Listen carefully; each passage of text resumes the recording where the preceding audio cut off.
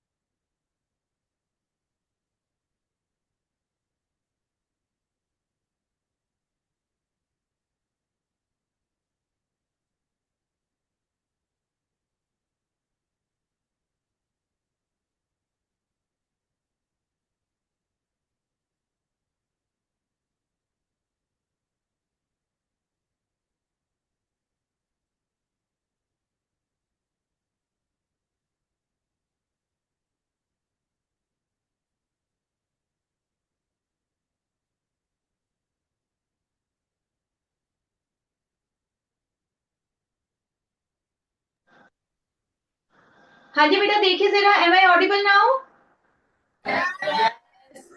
Fine. आवाज आ रही है ना क्लियरली? थोड़ा माइक एक्चुअली दूर रखना पड़ रहा है। आवाज आ रही है आराम से? ठीक है, चल। अब मुझे ये बताओ, कोई भी एक स्टूडेंट माइक के पास आकर कि आपने मैग्नेटिक इफेक्ट को सिलेक्ट कितना कवर अप कर लिया बेटा अभी तक? किसको पता है? एक Ma'am, only last topic is left. Only last topic. Left hand thumb rule. That is not the last topic बेटा, उसके बाद तो काफी कुछ है। आपने force in current carrying conductor कर लिए, जिसके बेसिस पर बाद में लेफ्ट हैंड थंब रूल नहीं है, फ्लेमिंग लेफ्ट हैंड रूल है वो। एक तो राइट हैंड थंब रूल है। अच्छा, आप स्पीकिंग फॉर द टॉपिक्स, आप मुझे ये बताइए क्या वो टॉपिक्स कवर हो गए हैं? बार मैग्नेट कर लिया बेटा आपने? बार मैग्नेट इज कवर्ड, ठीक है। उसके बाद स्ट्रेट वायर वाला टॉपिक, जिसमें स्ट्रेट वायर होती है, okay. Circular loop, okay. And then solenoid, and then electromagnet. Have you covered all these topics? ये टॉपिक हो चुके हैं बेटा सबके?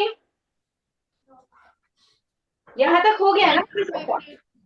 हाँ जी बेटा। Electromagnet is left. Electromagnet is left, okay.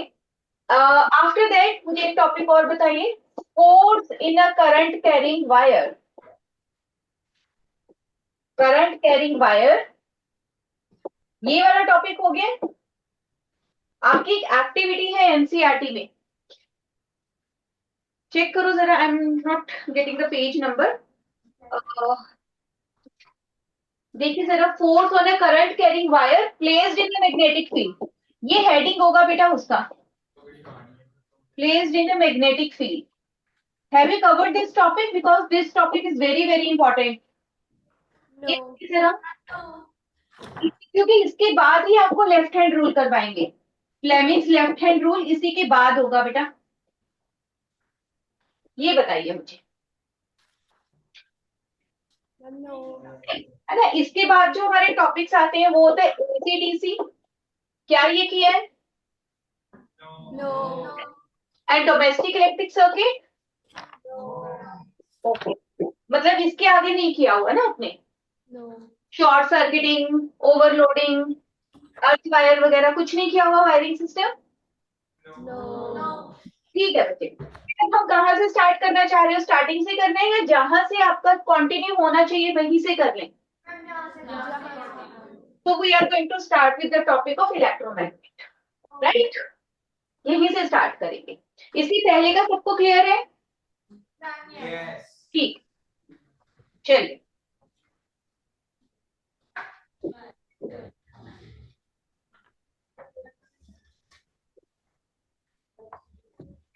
एक मिनट, मैं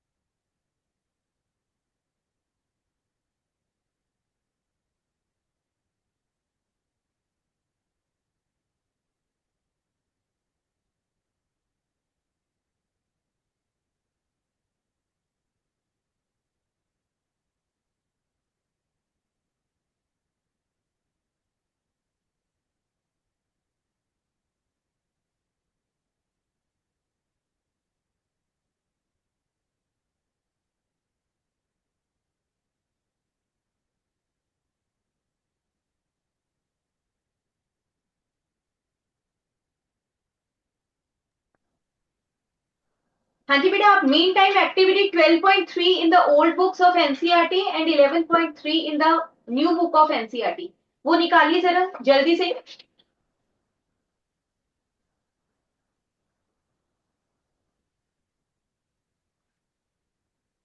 Activity 11.3 in the new books and 12.3 if you have the old NCRTs. ठीक है, take out that activity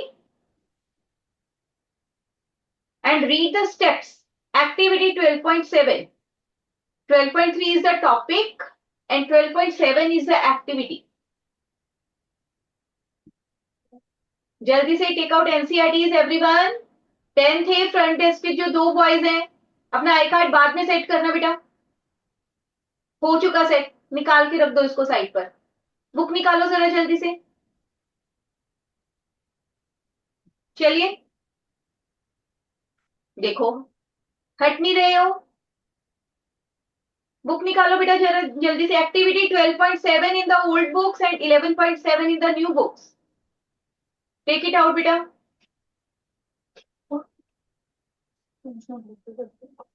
थोड़ा सा कोई चलना बेटा, डायग्राम आपको स्क्रीन पर दिख रहे क्लियरली?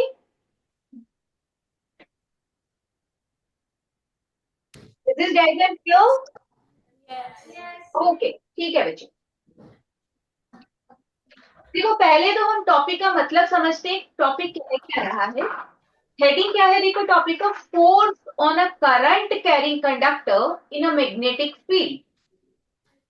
समझ आया कुछ?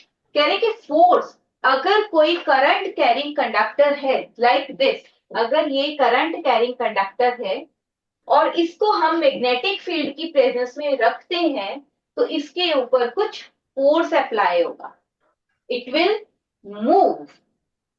ठीक है, हमें फोर्स कैसे पता चलेगा कि इसके ऊपर फोर्स लगा? Because this wire will move, जो मैंने ब्लू सर्कल में की है, this wire will show movement which shows there is some force when this wire is placed in the presence of magnetic field and current is passed through this wire, then a force is exerted on this wire. ये हमने activity करनी। ठीक है बच्चे, is this clear? Yes. समझ आया?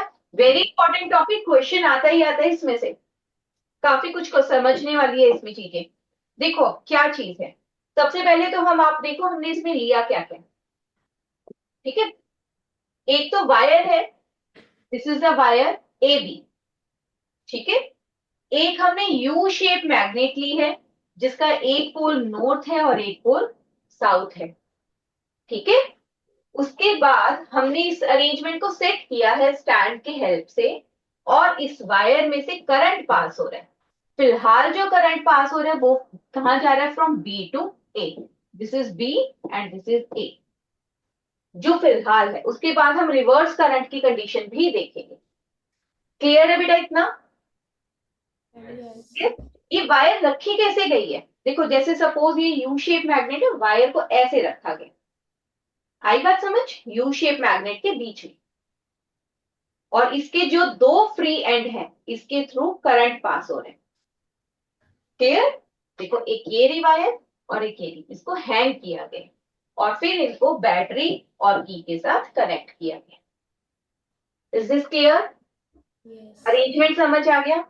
अब हमें कैसे पता चलेगा इसके ऊपर फोर्स अप्लाई हुआ? As soon as we switch on the key, हमने की को ऑन किया, current will start moving in this wire. कैसे मूव कर रहा है करंट? देखो कैसे गया, यहां पर गया, फिर ऐसे गया, जा रहा है, और से फिर बी साइड पर आया, फिर वायर में आया, फिर ऊपर गया, and then it moves like this. इस कंडीशन में जो अभी डायग्राम है, करंट कैसे मूव कर रहा है? Current is moving from B to A. ठीक है, इस कंडीशन में नॉर्थ पोल नीचे है बेटा एंड साउथ पोल ऊपर रखा गया। जैसे अगर ये मैं यू शेप मैग्नेट है तो ये नॉर्थ पोल और ये साउथ पोल। ठीक है, नॉर्थ पोल साउथ पोल, इस चीज को ध्यान में रखना, इसी के बेसिस पर क्वेश्चंस बनने हैं हमारे। Now as soon as the current is pass, what we will observe, जो जो हमने वायर यहां पर रखी थी, इट विल मूव, इसके ऊपर फोर्स लगेगा। Either it will move outward और इट विल मूव इनवर्ड। इसमें कुछ ना कुछ मोशन डेफिनेटली होगा, but we are not sure कि अभी आउटवर्ड होगा या इनवर्ड होगा, अभी कहीं पर भी हो सकता है। कहां होगा, कैसे होगा, that will tell us by the Fleming's left hand rule. ठीक है, फ्लेमिंग्स लेफ्ट हैंड रूल हमें यही बताने के लिए बना है कि जो वायर में फोर्स लगेगा उसकी डायरेक्शन क्या हो। Is this clear? समझ आई ये चीज? तो जैसे जैसे हमने इस वायर में से करंट पास किया, हमारा जो फोर्स है, जो वायर के ऊपर फोर्स है, वो लगेगा and the wire will move, show the movement basically. Is this clear? इतनी एक्टिविटी समझ आई? ठीक है। इसके बाद क्वेश्चन क्या आता है कि जो करंट, अगर हम व्हाट विल हैपन, अच्छा ये एक्टिविटी का नेम लिखिए जरा नोटबुक्स में। Write down the name of the topic. Force on a current carrying conductor in a magnetic field. Because we are doing it very first time. ठीक है, तो make the notes. याद रहे आपको. Force on a current carrying conductor in a magnetic field.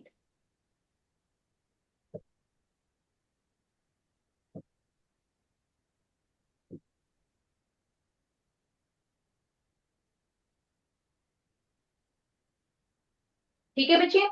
एक तो आपने इस टॉपिक के साथ बच्चा ये डायग्राम बनाना है. ठीक है? You should draw this diagram.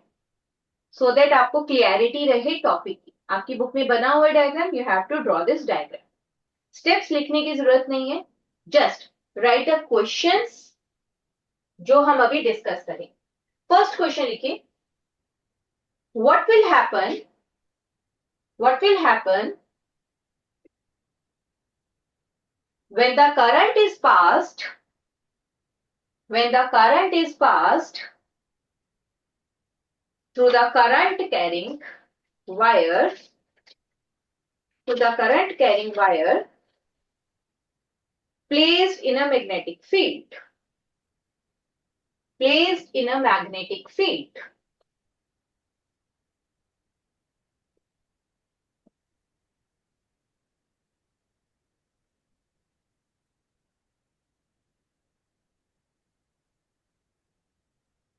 देखिए, the wire will, आंसर लिखिए, the wire will displace, the wire will displace from its original position, from its original position, which shows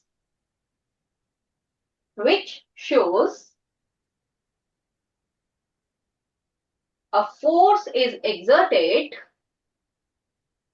a force is exerted on the current carrying wire.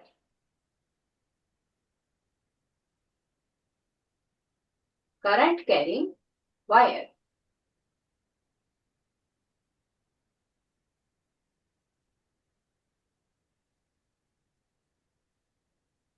Second question लिखिए जरा.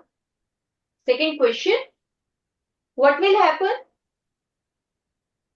What will happen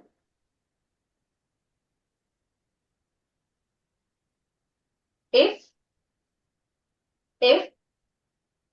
first point लिखिए इसके अंदर लिखिए, if we change the direction of current, if we change the direction of current,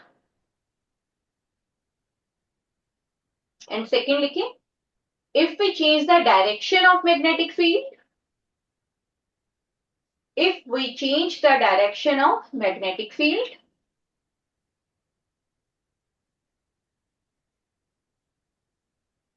and third लिखिए, if we change the direction of both,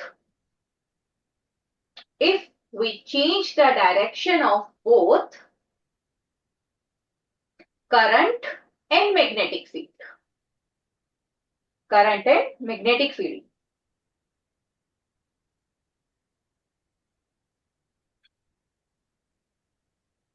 first part का answer लिखिए बेटा, एक बार answers लिख लो, देन वी विल डिस्कस. ठीक है?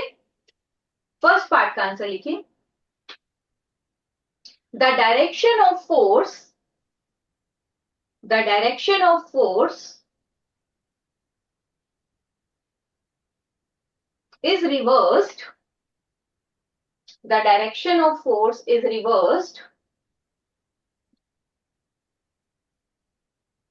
when the direction of current is reversed, when the direction of current is reversed.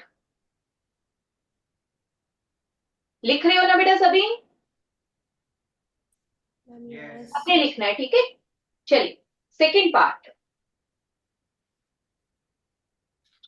इस केस में भी क्या होगा, the direction of force is reversed, same answer लिख लो, then the direction of magnetic field is reversed, पूरा answer same आएगा।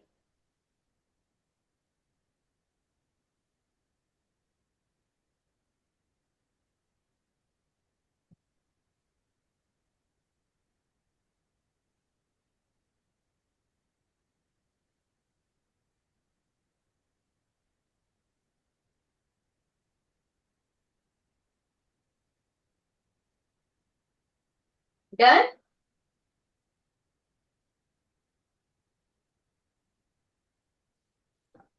चलिए थर्ड पार्ट का आंसर लिखिए, the direction of force, the direction of force will remain same, the direction of force will remain same if both, if direction of both कर लो बेटा, if the direction of both current and magnetic field is reversed, direction of current and magnetic field is reversed.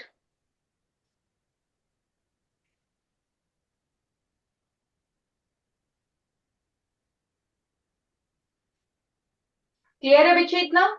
देखो अब क्या कह रहे हैं, first point क्या कह रहे हैं, पहली करंट हमारा जा रहा था बेटा B टू A, अगर हम करंट की डायरेक्शन A टू B कर दें, देन व्हाट विल हैपन, कि अगर हमारा करंट अब A टू B जा रहा हो, ऐसे जा रहा हो, देन व्हाट विल हैपन, अगर पहले डिस्प्लेसमेंट बाहर की तरफ थी, अगर फोर्स बाहर लगा था तो अब अंदर की तरफ हो जाएगी, ठीक है। सिमिलरली हमने सपोज ये मेरा नॉर्थ पोल था, ये साउथ पोल था, मैंने इसको रिवर्स कर दिया, नॉर्थ ऊपर कर दिया, साउथ नीचे कर दिया, कर सकते हैं ना। इस केस में मैंने सिर्फ पोल्स चेंज किए हैं, डायरेक्शन ऑफ करंट अभी भी बी टू ए ही है, करंट की डायरेक्शन मैंने चेंज नहीं की, सिर्फ पोल्स, नॉर्थ नीचे था, साउथ ऊपर था, अब रिवर्स कर दिया, नॉर्थ ऊपर कर दिया, साउथ नीचे। उस केस में भी अगर पहले बाहर लगा था फोर्स तो अब इनवर्ड हो जाएगा, but in the third case अगर मैं करंट भी रिवर्स कर दूं और ये पोल्स भी रिवर्स कर दूं, दोनों ही चीजें चेंज कर दी मैंने, तब फोर्स अगर पहले बाहर था, now it will remain same, it still remain outward. Clear है बेटा इतना? ये 3 पॉइंट्स क्लियर है? Yes. नाउ अब क्वेश्चन क्या आता है इसमें, मैक्सिमम फोर्स कब अप्लाई होगा, कि मैक्सिमम डिस्प्लेसमेंट कब होगी एंड मिनिमम डिस्प्लेसमेंट कब होगी। मिनिमम डिस्प्लेसमेंट का या फोर्स कुछ भी लिख सकते हो बेटा आप, यहाँ पर मैं दोनों वर्ड्स इसलिए लिख रही हूँ कि कुछ भी आ सकता है एग्जाम में, मिनिमम का मतलब जीरो ही होता है यहाँ पर, जीरो डिस्प्लेसमेंट, ठीक है। लिखिए जरा अगेन, हेडिंग डालिए मैक्सिमम फोर्स, मैक्सिमम फोर्स कब लगेगा, when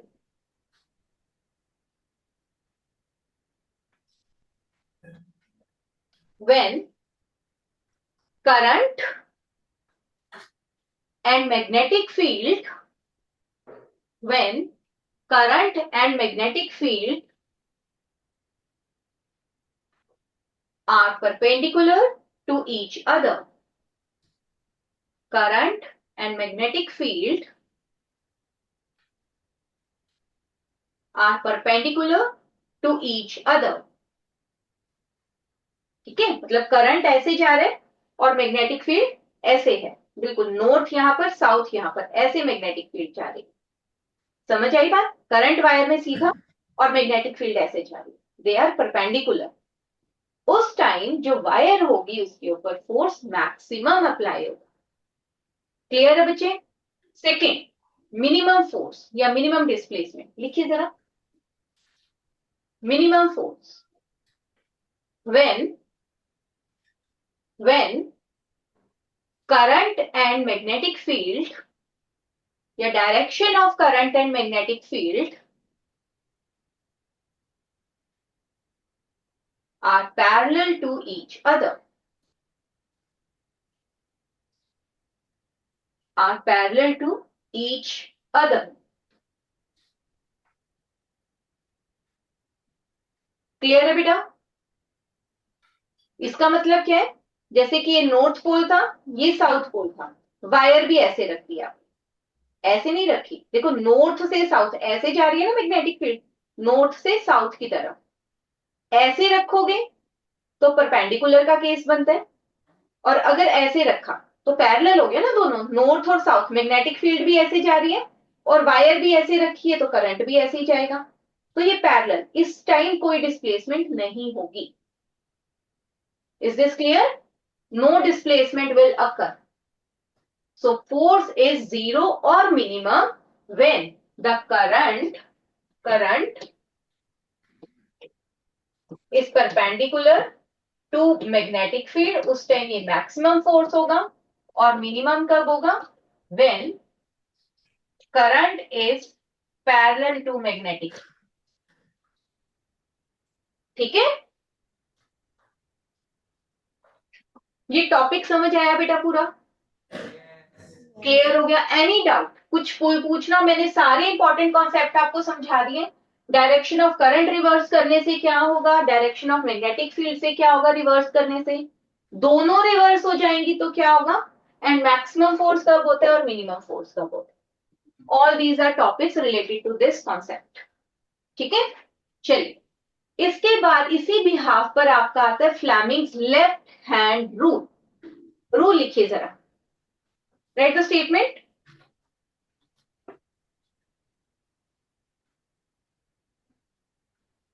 According to this rule, according to this rule, stretch the thumb, forefinger,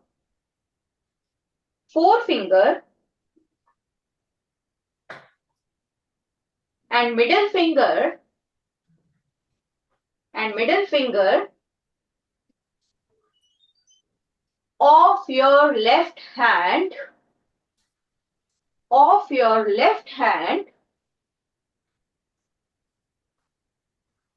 Ma'am, can you repeat again?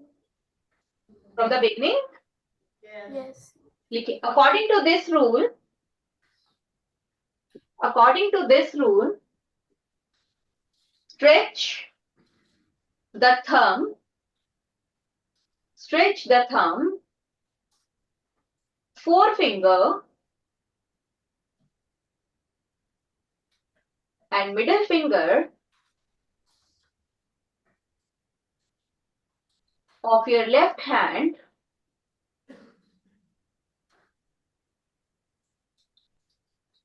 so that they are mutually perpendicular to each other,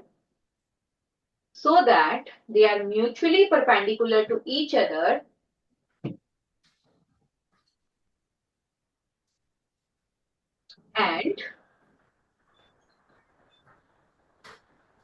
forefinger points in the direction of magnetic field. Forefinger points in the direction of magnetic field. Middle finger points in the direction of current. Middle finger points in the direction of current. Then the direction in which the thumb points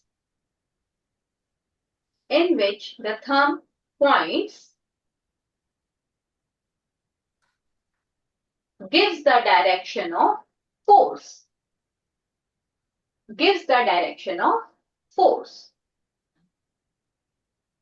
इसको magnetic force भी बोल देते हैं हम कई बार। ठीक है, लिख लिया बेटा सबने? किसी का कुछ मिसिंग तो नहीं है? देखो नाउ, अब आपके पास, आपने अपना लेफ्ट हैंड आगे करना है, ठीक है, स्ट्रेच करनी है फिंगर्स, अब ये इस तरीके से स्ट्रेच करिए so that they are mutually perpendicular to each other. ये middle finger, forefinger, thumb, ठीक है। हमने मिडल फोर फिंगर को कैसे पॉइंट करना होता है? मैग्नेटिक फील्ड की डायरेक्शन में। किस तरफ फील्ड है? North to south. अगर इस केस में नॉर्थ टू साउथ कहां जा रहा है? ऊपर की तरफ, तो फिंगर जाएगी ऊपर की तरफ।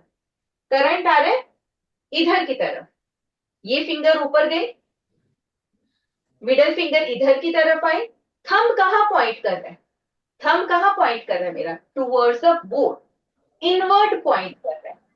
तो अपने आप थंब रोटेट करेगा, जिस डायरेक्शन में थंब जाएगा that will give the direction of force. आपने इन दो चीजों को एडजस्ट करना है। थंब की डायरेक्शन अपने आप बनेगी, ऊपर भी हो सकती है, बाहर भी हो सकती है, डाउनवर्ड भी हो सकती है, आउटवर्ड भी हो सकती है, कैसे भी हो सकती है। Is this clear? याद कैसे रखोगे इसको? आपने कैसे याद रखना है? Thumb, father, mother, children, force, magnetic field, current, ठीक है। फादर, मदर, चिल्ड्रन, फोर्स ये बता रहा है thumb, magnetic field by four finger and current by middle finger. यहां तक क्लियर है बेटा सबको ये लॉ? किसी ने भी इस लॉ की स्टेटमेंट को ऐसे नहीं लिखना कि आपने स्ट्रेच किया कि थंब हमें फोर्स बताता है, फोर फिंगर हमें क्या बताती है? मैग्नेटिक फील्ड बताती है, और मिडल फिंगर हमें करंट बताती है। दिस इज अ रॉन्ग, ऐसे नहीं बताना। आपका लॉ क्या कहता है कि आपने इन दोनों को एडजस्ट करना है according to the direction of magnetic field and current, then the direction of force is represented by the thumb. पहले ये दोनों एडजस्ट होंगे, then the thumb will give you the direction of force, ठीक है।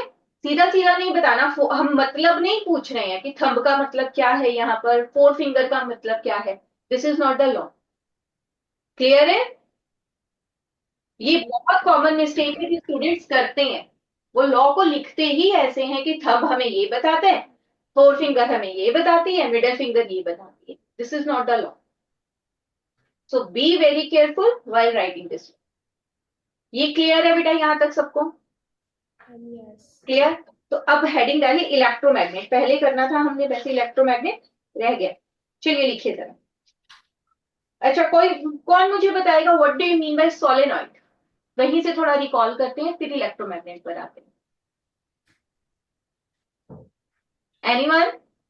Yes, anyone from 10th B?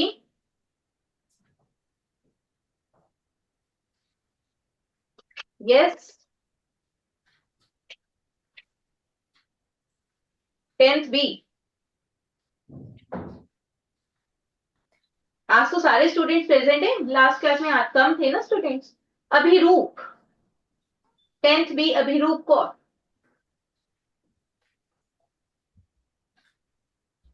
When solenoid is a turn of copper wire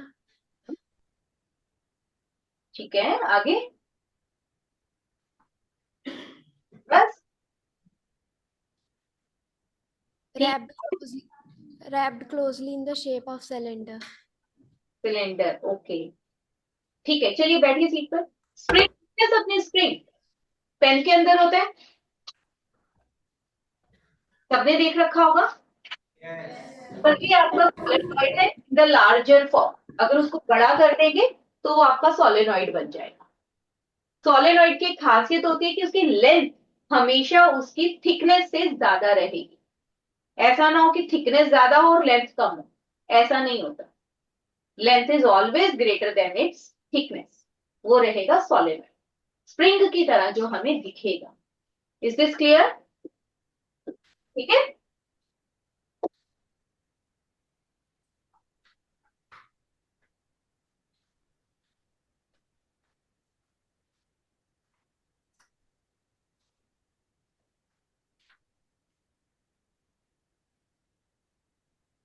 चलिए, कैसा होता है सोलेनॉइड? इस तरीके से, ये दिस इज सोलेनॉइड, ठीक है। अच्छा, जो स्प्रिंग होता है आपका अंदर से खाली होता है, Yes. खाली होते हैं। उसमें क्या डालते हो आप? स्प्रिंग के अंदर रिफिल डालते हैं, डला होता है रिफिल। यही चीज है हमारी इलेक्ट्रोमैग्नेट में। क्या करना होता है, देखो आपको अब ये पता होगा कि किसी भी करंट कैरिंग वायर के अंदर, कोई भी करंट कैरिंग वायर अगर इस वायर में से करंट फ्लो कर रहा है, it will produce magnetic field, produce करेगी मैग्नेटिक फील्ड। क्या चाहते हैं कि इस मैग्नेटिक फील्ड की स्ट्रेंथ को कैसे इंक्रीज करें, how the strength of this magnetic field can be increase. उसका एक तरीका यहां पर क्या है कि इस सोलेनॉइड के अंदर सॉफ्ट आयरन कोर को डाल दिया जाए, सॉफ्ट आयरन कोर को इंसर्ट कर दिया जाए, as you insert the refill in your spring. उसी तरीके से इसके अंदर सॉफ्ट आयरन की रॉड डल जाएगी। जब सॉफ्ट आयरन की रॉड डल जाएगी, वो सिस्टम, लेटर से ये सॉफ्ट आयरन की रॉड है और इसके ऊपर हमने वायर को रैप कर दिया। अब जो ये सिस्टम बना, ये पूरा पेयर, इसको हम बोलेंगे इलेक्ट्रोमैग्नेट। बात समझ आई बेटा कि इलेक्ट्रोमैग्नेट क्या है? इट इज सिंपली, इसमें क्या किया गया, एक सॉफ्ट आयरन रॉड लिया गया, उसके ऊपर कॉपर वायर को रैप कर दिया गया। तो अब जो ये पेयर बना, that will act as an electromagnet. Electromagnet means, electro means, what do you mean by electro? Electricity. Electro means electricity, और मैग्नेट का तो पता ही है। तो जब कभी भी अब इस सिस्टम में से इलेक्ट्रिसिटी पास होगी, करंट पास किया जाएगा, तो क्या होगा? This system will behave as a magnet. पहले वाले केसेस में सिर्फ मैग्नेटिक फील्ड लाइंस प्रोड्यूस हो रही थी, बट इलेक्ट्रोमैग्नेट के केस में ये सिस्टम कैसे काम करेगा? As an electromagnet, as a magnet, जैसे बार मैग्नेट होती है वैसे अब ये काम करेगा। This is the electromagnet. Clear है? लिखिए जरा, इलेक्ट्रोमैग्नेट, हेडिंग डालिए। द कॉम्बिनेशन ऑफ आपका तो आज आई कार्ड सेट नहीं होना बेटा, ना कॉलर सेट होना, है ना? और दिख भी आप ही रहे हो मुझे सबसे आगे।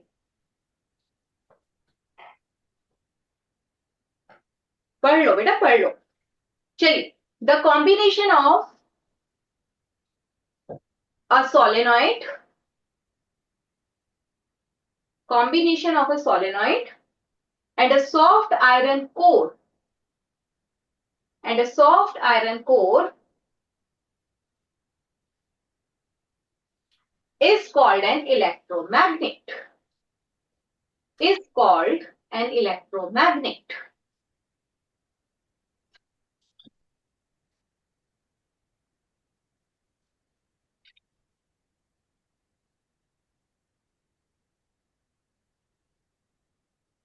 This system will behave as a magnet.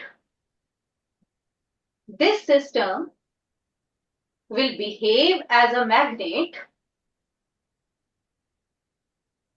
only when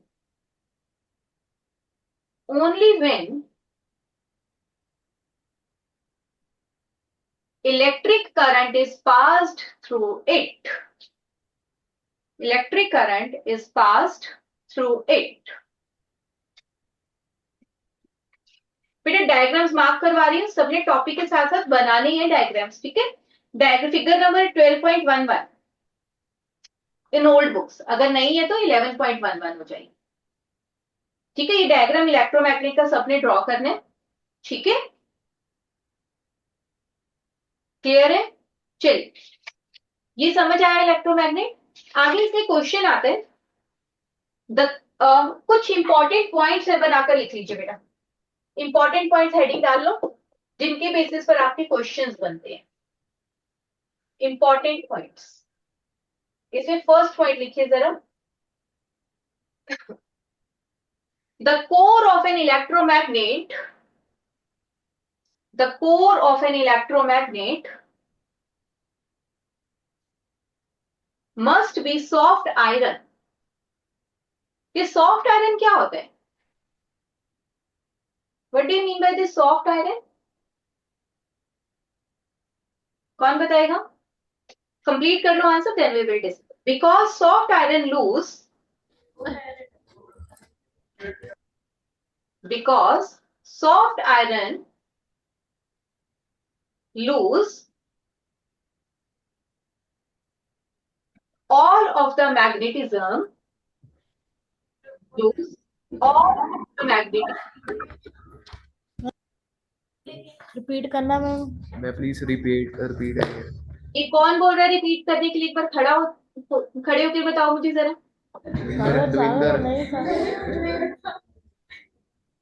किसने बोला है रिपीट करने? जी मैं. आप बाहर देख लो पहले बेटा, रिपीट तो मैं कर ही दूंगी. बाहर मुझे नहीं पता देख कहाँ रहे थे, पर आप सामने तो नहीं देख रहे थे. Be attentive. रिपीट उसी बच्चे के लिए होगा जो पढ़ रहा है ध्यान से. ठीक है, so continue writing. Soft iron lose all of its magnetism when current in the coil is switched off. When current in the coil is switched off.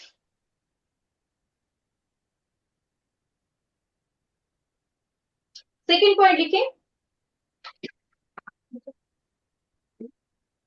Steel is not used. Steel is not used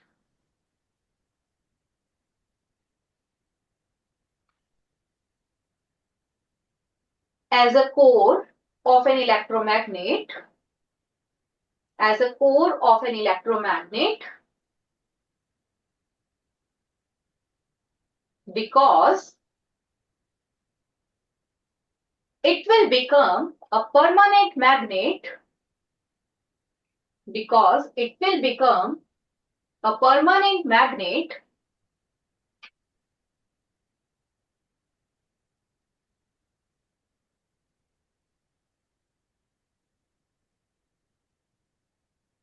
if the current is passed for a longer time.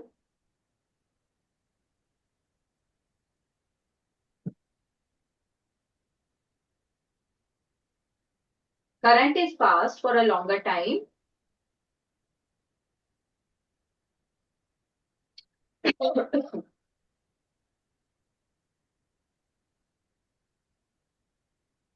ठीक है बच्चे, ये दो important point है. पहली बात है कि हम इसके अंदर सॉफ्ट आयरन कोर ही यूज करते हैं. सॉफ्ट आयरन कोर क्या करता है?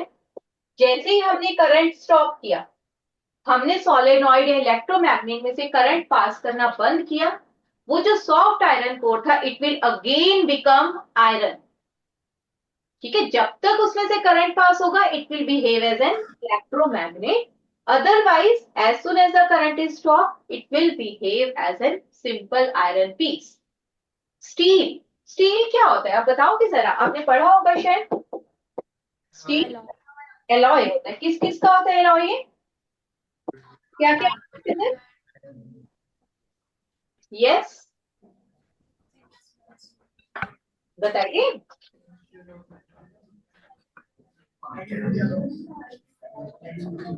Homogeneous mixture of metal. कौन से मेटल का? It is of iron. Metal का नहीं होता, ये मेटल एंड नॉन मेटल का होता है. Steel is a mixture of homogeneous mixture of iron and non metal. Metal and non metal. Iron plus carbon. तो कार्बन इसमें बहुत कम होता है. आई थिंक 0.5% के अराउंड सिर्फ कार्बन होता है, बाकी सारा आयरन होता है. ठीक है, तो ये भी आपको पता होगा. Steel and stainless steel are two different alloys, they are not same. ठीक है, तो कह रहे कि जब इसके अंदर मेनली आयरन ही है तब हम स्टील को क्यों यूज नहीं कर रहे? हम स्टील भी तो डाल सकते हैं ना एज अ कोर.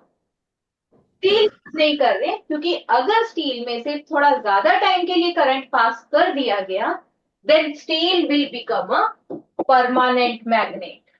ये अपनी मैग्नेटिज्म लूज नहीं करेगा, परमानेंट मैग्नेट बन जाएगा. और परमानेंट मैग्नेट कौन होती है? Bar magnet. तो अगर मुझे कभी परमानेंट मैग्नेट बनानी हो तब हम स्टील यूज करेंगे. अगर मुझे टेम्परेरी मैग्नेट, जो इलेक्ट्रोमैग्नेट होती हैं बेटा, they are called the temporary magnet. लिख लो चाहे साथ में, electromagnet are temporary magnet, temporary magnet, ठीक है बच्चे। एंड जो बार मैग्नेट होते हैं they are permanent magnet. Electromagnet की एक दो और अच्छी बातें क्या है, एक तो टेम्परेरी है, we can change the strength of magnetism, लिख लो, we can change the strength of, we can change the strength of electromagnet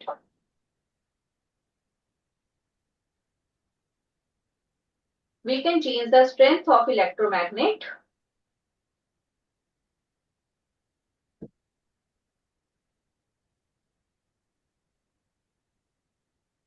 by changing the amount of current, by changing the amount of current and by changing the number of turns of solenoid, by changing the current, strength कैसे change होगी, या तो current increase या decrease कर दो या फिर number of turns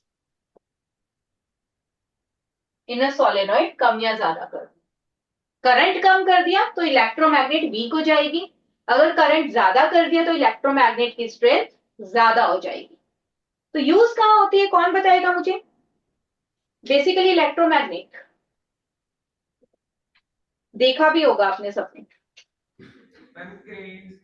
yes, crane जो हैवी हैवी मेटल ब्लॉक्स उठाने होते हैं, जो गार्बेज पड़ा होता है उसमें से हैवी मेटल के पीसेस को सेपरेट करना होता है, सब जगह इलेक्ट्रोमैग्नेट यूज होती है। बार मैग्नेट एक्चुअली एक वीक मैग्नेट होती है, वो बहुत ज्यादा स्ट्रॉन्ग नहीं होती।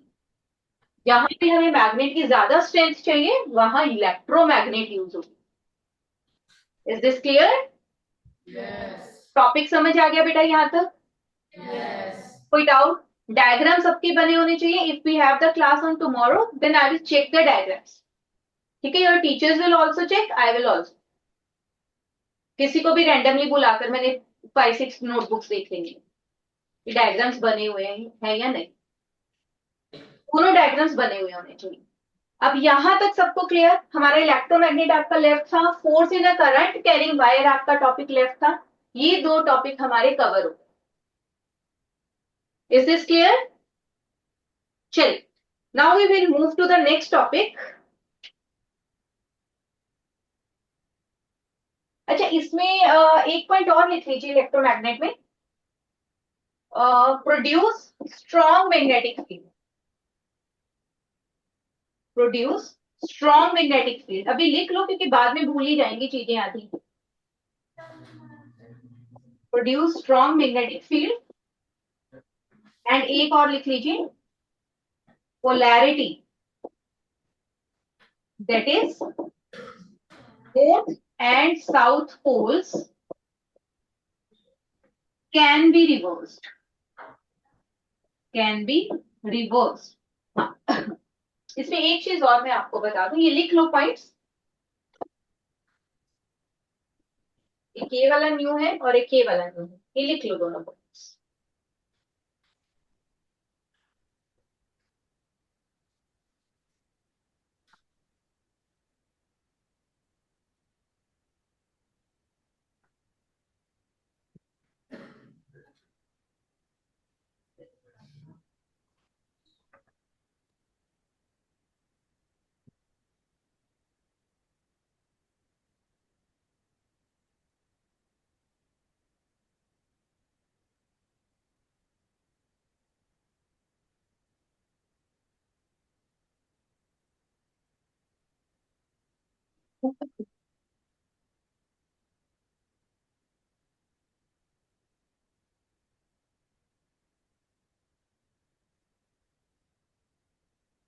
हाँ जी बेटा, लिख लिया?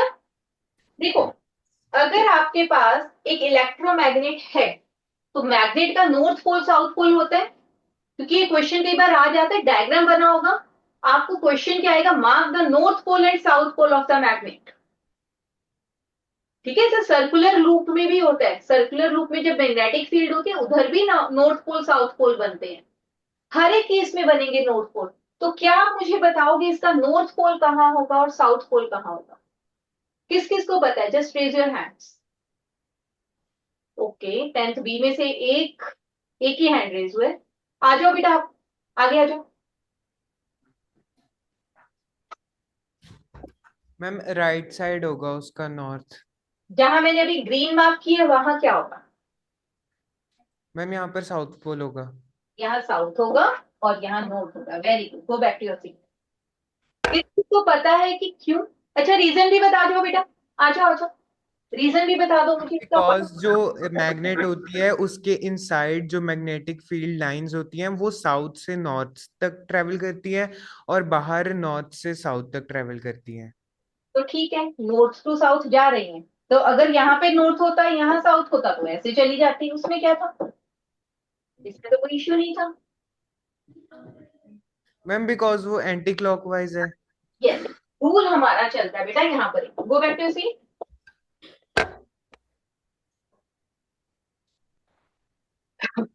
ठीक है, देखो हमारे पास क्या रूल है। देखो यहाँ पे जो करंट मूव कर रहा है, सिर्फ ग्रीन वाले एरो को देखना, इसकी डायरेक्शन क्या है? क्लॉकवाइज है या एंटी क्लॉकवाइज है? यहां से करंट एंटर कर रहा है ना वायर के अंदर, हो गया? हाँ जी, यहाँ पे करंट एंटर कर रहा है वायर में। इस एंड के ऊपर मुझे बताइए करंट की डायरेक्शन क्या है? इट इज क्लॉकवाइज और anti clockwise? It is clockwise.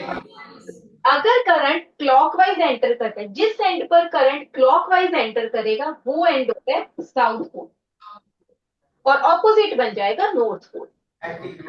वहां नहीं देख, एंटी क्लॉकवाइज नहीं होगा बेटा, यहां पर भी क्लॉकवाइज है, बट हमने देखना है at the point of entrance. Enter जब कर रहा है तो कौन सा? ठीक है, at the point of entry. ठीक है, अगर आप यहां देखोगे तो आप कहोगे मैम यहाँ पे भी तो क्लॉकवाइज ही है। ये नहीं, जिस डायरेक्शन से एंटर किया तभी देखना है। Is this clear? तो तभी ये साउथ पोल है और ये नॉर्थ पोल है। तो जब भी आपने चेक करना है, देखना है कि करंट वहां पर क्लॉकवाइज है उस एंड पर या एंटी क्लॉकवाइज है। Is this clear? तो साउथ पोल कहाँ होगा? South pole for clockwise direction and north पोल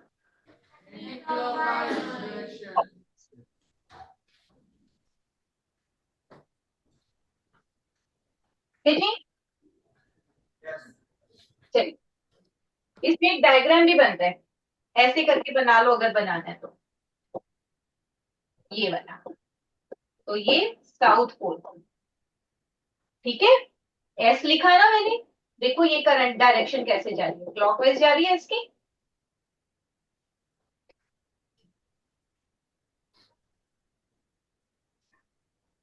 और दूसरा ऐसे ही बना लो, और यहां हमने लिखना है एन, तो यहां डायरेक्शन है एंटी क्लॉक।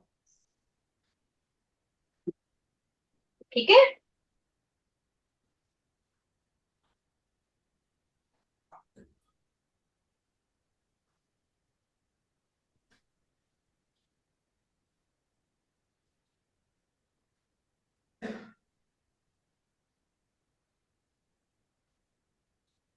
इसको क्लॉक फेस रूल भी बोल देते हैं हम।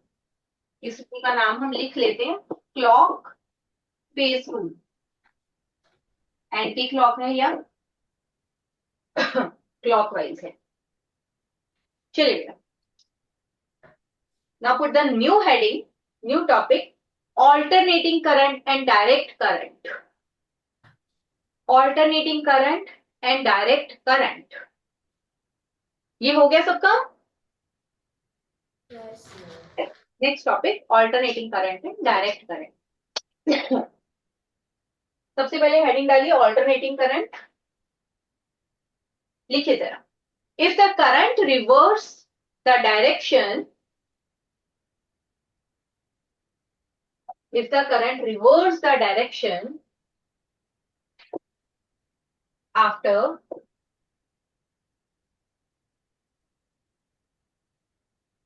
equal interval of time after equal interval of time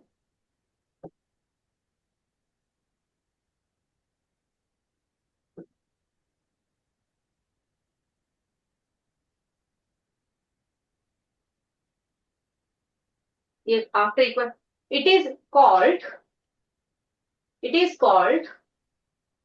alternating current. It is called alternating current. It is written as AC और AC. या तो दोनों स्मॉल अल्फाबेट लिखोगे या दोनों कैपिटल अल्फाबेट लिखोगे.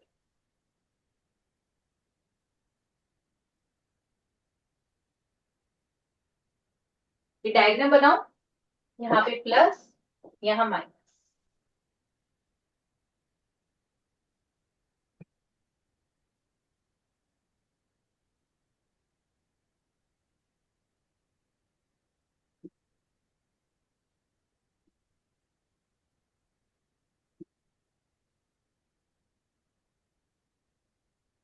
आई एंड यहाँ पर टाइम.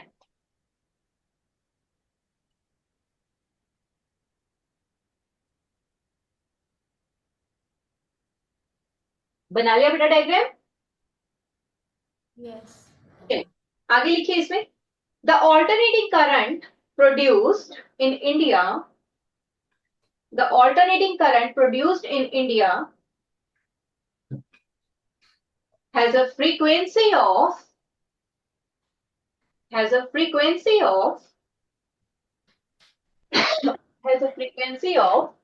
15 hertz. हर्ट्ज क्या होती है? Unit of frequency. Yes. Which means that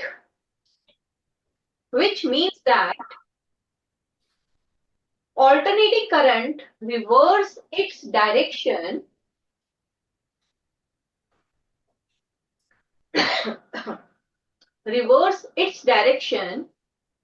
after every 1/100 seconds. 1/100 seconds. और ब्रैकेट में लिख लीजिए 0.01 सेकेंड.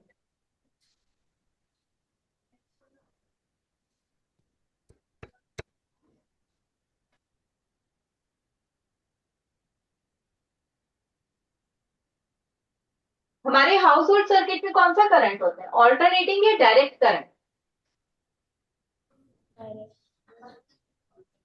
ऑल्टरनेटिंग करंट होता है. That is why it is attractive. हम बोलते हैं ना करंट लग गया, किसी के करंट लग गया और वो चिपक गया वहीं पर.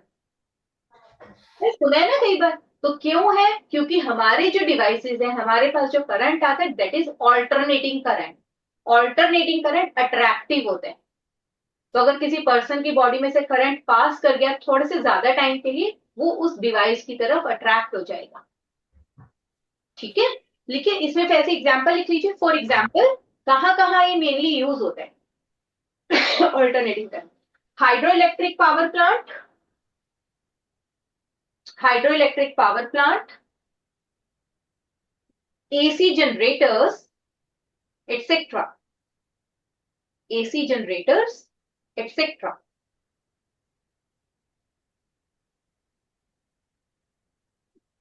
आगे लिखिए डायरेक्ट करंट.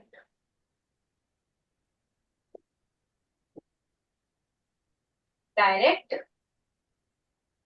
करंट लिखिए. if the direction of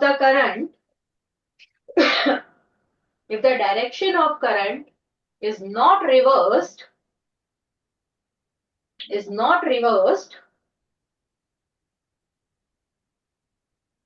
and it flows in only one direction, and if it flows only in one direction,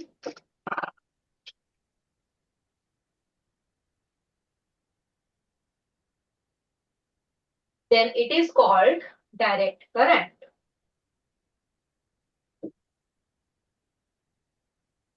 then it is called direct current. Draw the diagram.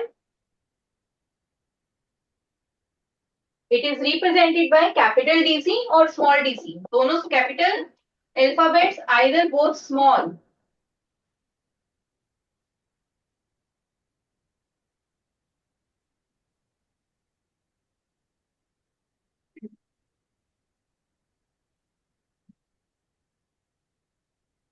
ठीक है, तो जो हमारे cell या battery होती है, आप ऐसे बनाते हो ना सिंबल सेल बैटरी का इलेक्ट्रिक सर्किट में, तो इसमें क्या होता है, direction of current is not reverse, ये एक ही डायरेक्शन में चलता जा रहा है, चलता जा रहा है, तो ये है डायरेक्ट करंट।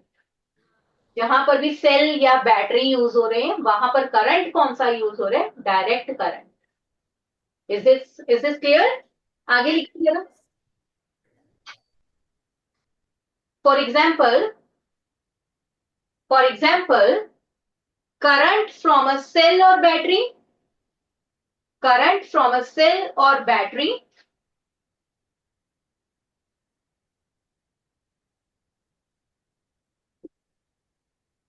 ठीक है, कोई भी तरह की सेल या बैटरी, चाहे वो कार बैटरी ही क्यों ना हो, लिख लीजिए कार बैटरीज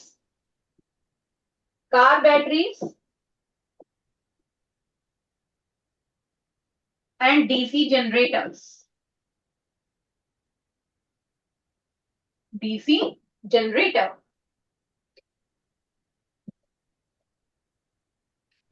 ठीक है बच्चे,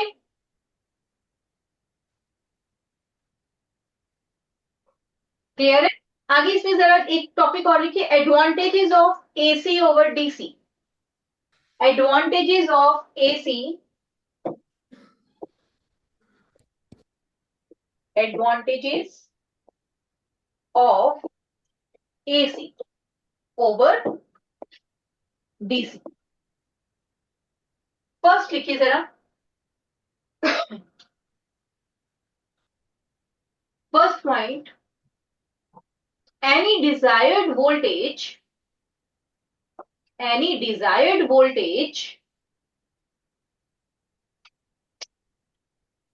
can be obtained by AC, can be obtained by AC.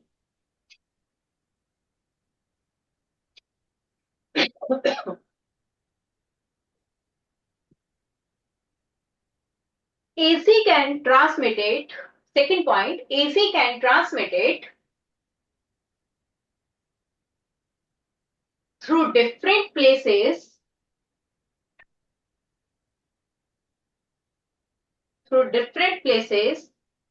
at very low cost.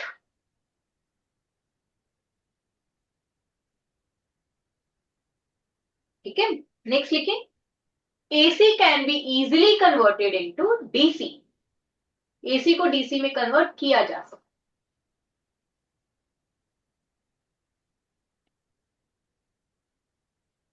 AC can be easily converted to DC.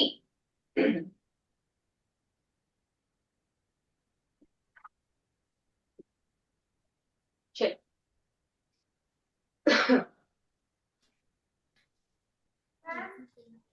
हाँ जी बेटा बोलिए।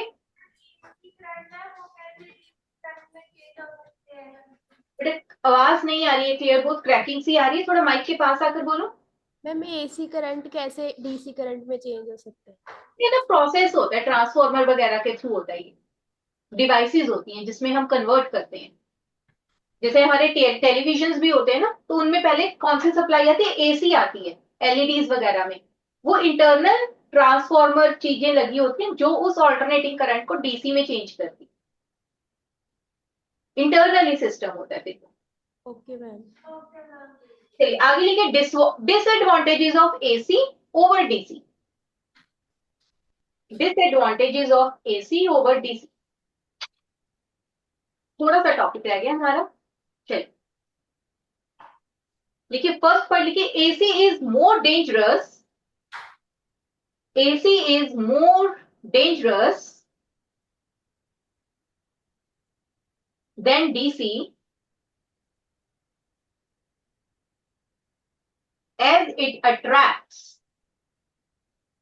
as it attracts a person,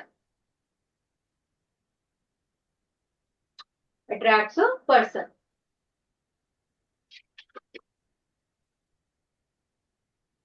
आगे लिखिए, AC cannot be used for electroplating. AC cannot be used for electroplating.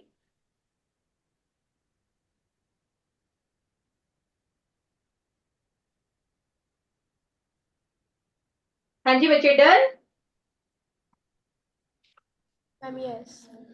Attractive वाला मैंने बता ही दिया, क्योंकि देखो प्लस माइनस लिखा हमने, यहाँ पर प्लस माइनस, जहां पर पॉजिटिव और नेगेटिव फील्ड हो जाती है वो चीज हो जाती है अट्रैक्टिव। डायरेक्ट करंट क्या कहा जा रहा है, it is moving only in one direction, so it is not attracting, rather it is repelling, ये रिपेल कर देगा। ठीक है, चलिए आगे बेटा, हमारा अब टॉपिक आता है house hold circuit, domestic electric circuits. हमारी बॉडी में कहीं भी मैग्नेटिज्म यूज होती है?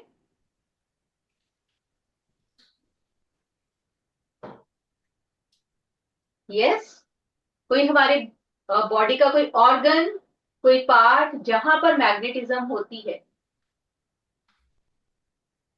बताओ। एमआरआई सुने सबने, हम बोलते पेशेंट्स की एमआरआई हुई है, एमआरआई, एम का मतलब होता है मैग्नेटिक रेजोनेंस इमेजिंग, इसकी फुल फॉर्म होती है। तो इट मीन्स डेफिनेटली हमारी बॉडी मैग्नेटिज्म, हमारी बॉडी के अंदर मैग्नेटिज्म है, तभी तो ये टेस्ट हो पा रहा है ना। तो कहां कहां होते हैं? Brain and heart, brain heart, वैसे तो किसी भी पार्ट का हो सकता है, मेनली यहां पर बहुत ज्यादा स्ट्रॉन्ग मैग्नेटिक फील्ड होती है, ब्रेन में और हार्ट में। ऐसा नहीं कि बाकी बॉडी में नहीं होती, होती है, यहां पर ज्यादा स्ट्रॉन्ग होती है। ठीक है, चलिए आगे नेक्स्ट टॉपिक है बेटा हमारा डोमेस्टिक इलेक्ट्रिक सर्किट्स, राइट। इसमें बेटा कुछ कॉन्सेप्ट हमने करने हैं। कौन कौन से कॉन्सेप्ट हमने करने? एक तो हमने शॉर्ट सर्किटिंग का पढ़ना है, शॉर्ट सर्किटिंग क्या होती है। सेकंड हमने क्या देखना है? ओवरलोडिंग, वो क्या चीज है। थर्ड हमने करना है सेफ्टी डिवाइसेस। सेफ्टी डिवाइसेस के अंदर हमारे पास दो टॉपिक्स आएंगे, एक तो आएगा अर्थिंग या earth wire, earthing, and second आएगा फ्यूज। ठीक है बच्चे।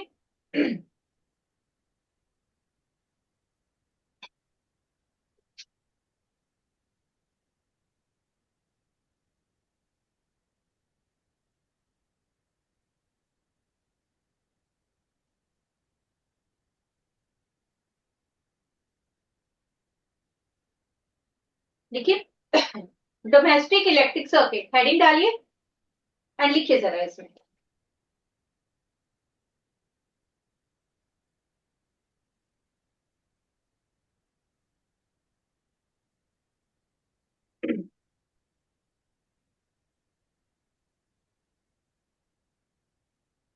देखो, आपने वायरिंग देखी है कभी इलेक्ट्रिक सर्किट्स में? वायरिंग कैसी होती है? कितने कलर की वायर्स होती है? 3 कलर की। कौन कौन से कलर्स की होती है? रेड होती है, ब्लैक होती है, या तो ब्लू होगी या ब्लैक होगी। ग्रीन। ये कलर तो फिक्स है, ये थोड़ा वेरी कर जाता है कई बार कलर। ठीक है, तो रेड वायर को हम क्या बोलते हैं? Earthing wire. रेड वायर बच्चा, live live wire. Wire, live wire, neutral wire, ये क्या होती है हमारी? Earth wire. ठीक है, ये कितने पोटेंशियल पर होती है, ये कितने पोटेंशियल पर होती है, और ये कितने पोटेंशियल पर होती है? कौन बताएगा?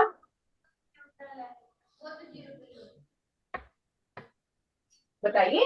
This is at 220 volt potential, it is at 0 volt, और अर्थ वायर का यस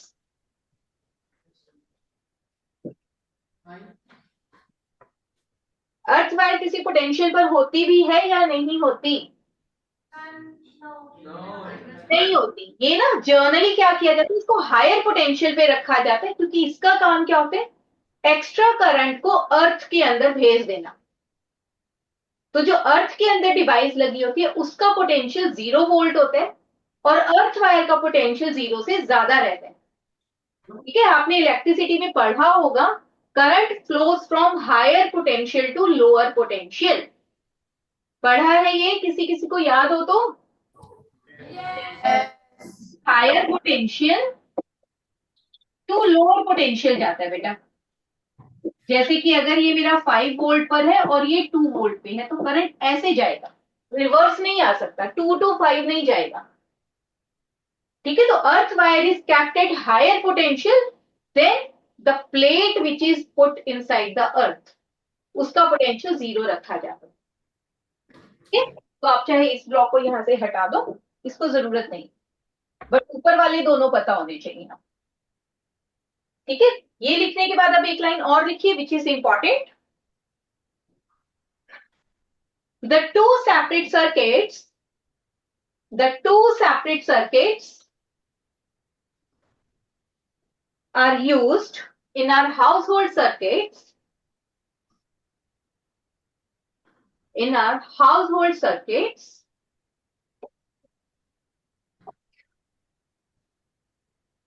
first देखिए, one of 15 ampere current rating, one of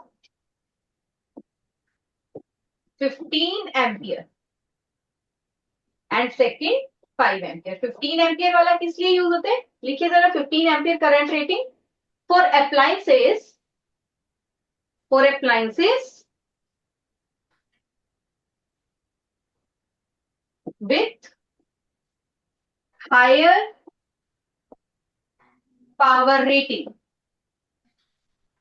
higher power rating. जैसे कि एसी के लिए, एसी अब वो वाला एसी नहीं है, करंट वाला एसी नहीं है, ये हमारे एयर कंडीशनर वाला एसी। ठीक है, एसी, हीटर्स,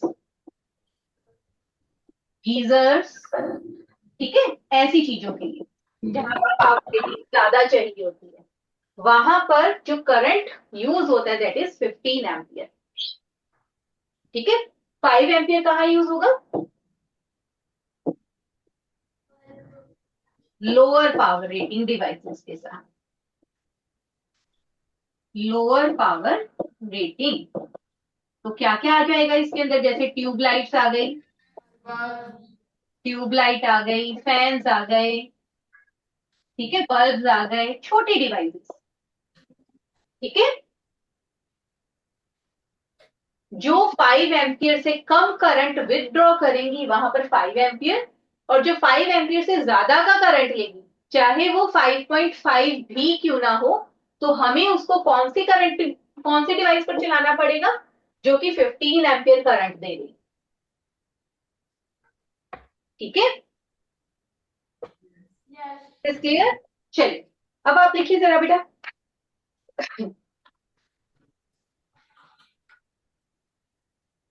शॉर्ट सर्किटिंग का लिखिए जरा।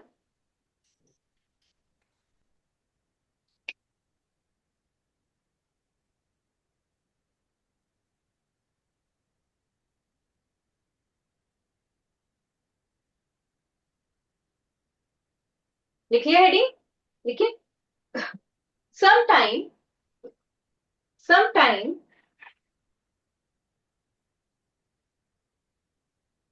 the insulation of wires, the insulation of wires is damaged, insulation of wire is damaged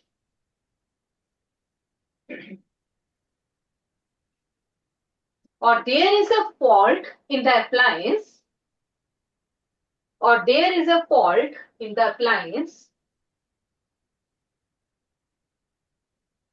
due to which live wire and neutral wire, due to which the live wire and the neutral wire comes in contact with each other. Comes in contact with each other.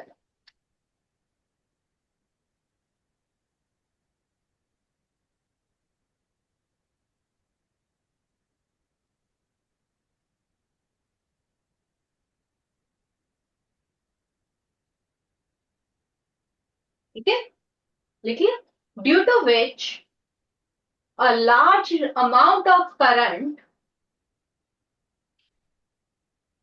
due to which a large amount of current will pass through these wires, will pass through these wires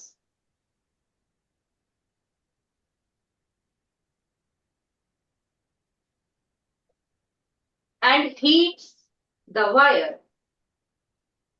and heats the wire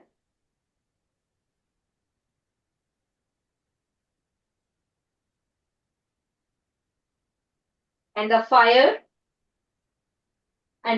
may be started, and the fire may be started.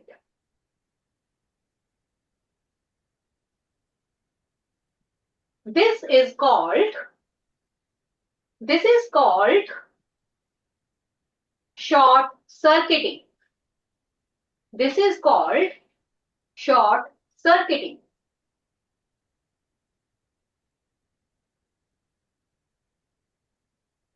ठीक है बच्चे, see what is happening, आपके पास एक live wire है बेटा, ठीक है, and दूसरी लेटर से आपके पास कौन सी वायर है, न्यूट्रल लाइव वायर, एंड एक है आपके पास न्यूट्रल वायर। ओल्ड होने के कारण बेटा क्या होता है, कई बार वायरिंग सिस्टम बहुत पुराना हो जाता है and that is why insulation वहां से हट जाती है। क्या होगा कि वहां से इंसुलेशन रिमूव हो जाएंगी। ठीक है, अब यहां पर मुझे इस पोर्शन में बताइए, सरफेस एरिया इंक्रीज हो गया, सरफेस एरिया इज इंक्रीज्ड। हाँ जी बोलिए, कौन बोल रहे हैं?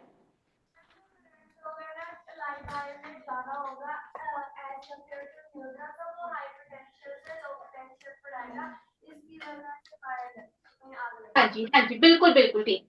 छोटा सा एक रीजन मैं भी बता रही हूँ, क्योंकि मैं आपको पीछे वाले चैप्टर से कोरिलेट करवा कर बताना चाह रही हूँ।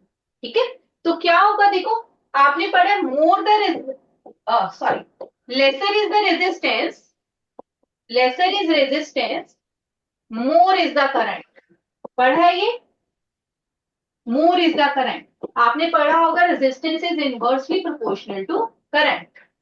ठीक है, now here the surface area increase, resistance decrease हो गया बेटा, and the current will increase. More the current, more will be the heat produced. More the current, more will be the heat produced. Due to that, these wires will start burning. आग लग जाएगी बेटा इनके अंदर, और अगर ये control नहीं हुआ, the whole wiring system will catch firing. ठीक है, बहुत डेंजरस होता है, कई बार तो आउट ऑफ कंट्रोल हो जाती है ये चीजें, पता ही नहीं लगता कि डैमेज हुआ कहां पर है, एंड मीन टाइम पूरा सिस्टम जल चुका होता है। ठीक है, तो ओल्ड वायरिंग बोलते हैं कि चेंज कर लेनी चाहिए, जो 20-25 इयर्स पुरानी हो चुकी है, the whole wiring should be changed. ठीक है, so this is the reason of short circuiting. Potential वाला भी बेटा आपका बिल्कुल ठीक है, राइट?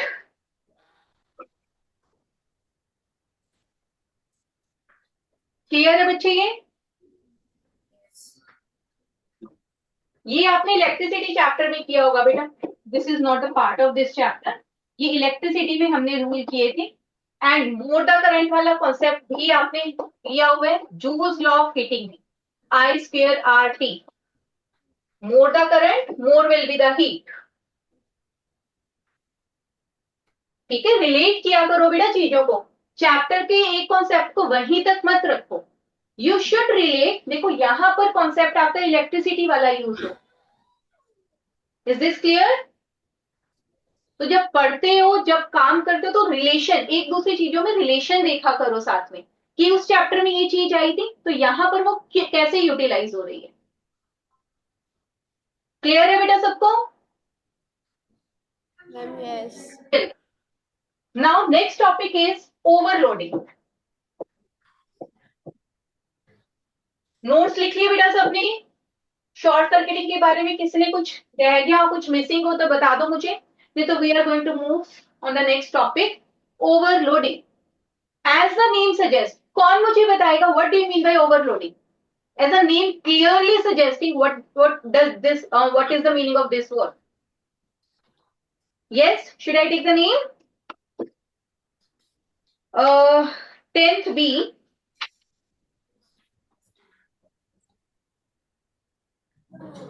मैम हाँ जी बेटा। ओवरलोडिंग मीन्स होता है जब वायर में ज्यादा करंट आ जाता है, जैसे 5 एम्पियर की वायर है उसमें 5.5 एम्पियर का करंट आ जाता है, तो उसकी वजह से ना वायर फ्यूज भी हो सकती है और इसे हम ओवरलोडिंग कह देते हैं। Very good. और ज्यादा करंट क्यों आया? Can anyone tell me? Ma'am क्योंकि जब होता है कि जब करंट आता है सम टाइम वो ज्यादा या फिर कम हो जाता है, जिसकी वजह से ये होता है ओवर। फ्लक्चुएशंस ऑफ वोल्टेज हो रही है। गुड बेटा, go back to your seat. Paper क्या तो फ्लक्चुएशंस होती है वोल्टेज में। वोल्टेज अगर फ्लक्चुएट करेगी तो करंट विल इंक्रीज और डिक्रीज। बट हम इस चीज को ओवरलोडिंग से डायरेक्टली रिलेट नहीं कर सकते, क्योंकि हम इस सेफ्टी को कंसीडर करके चलते हैं कि कितना वोल्टेज प्लस या माइनस हो सकता है।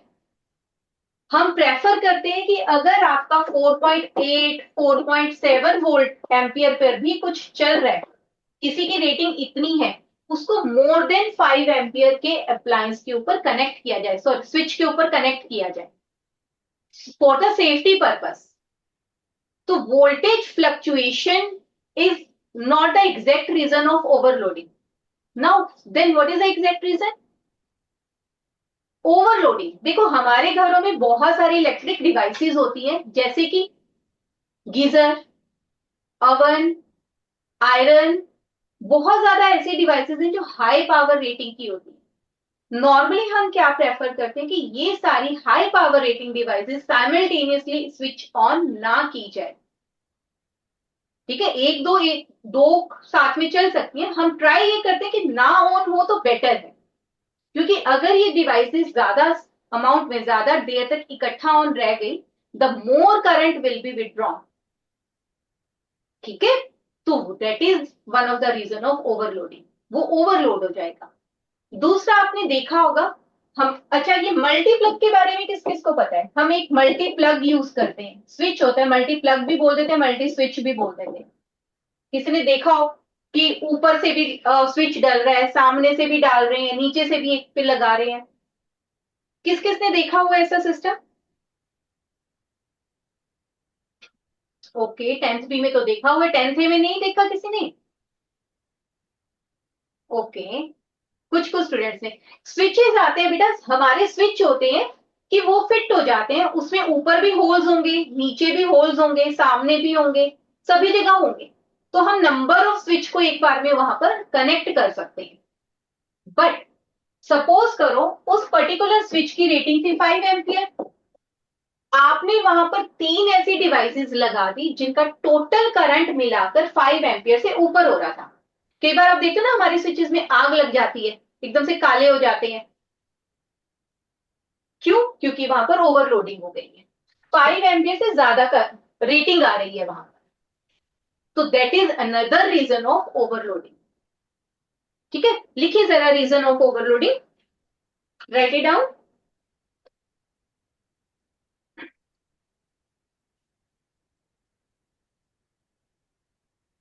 If too many electrical appliances, if too many electrical appliances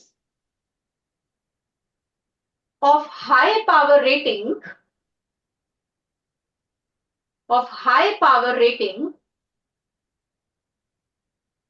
like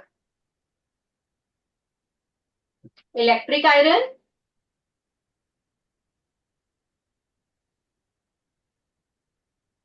oven, OVEN oven, electric oven, air conditioner, etc.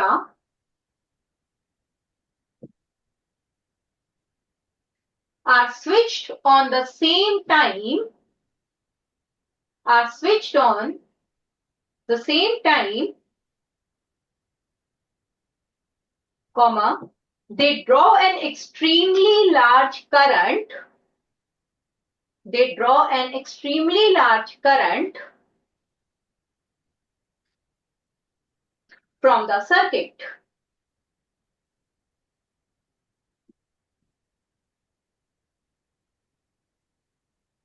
Second point लिखिए, overloading can also occur, overloading can also occur if too many electrical appliances, if too many electrical appliances are connected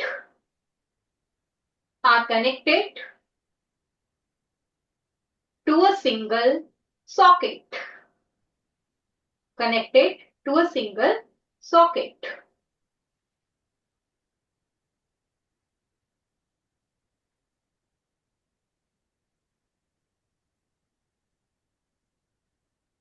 done बच्चे,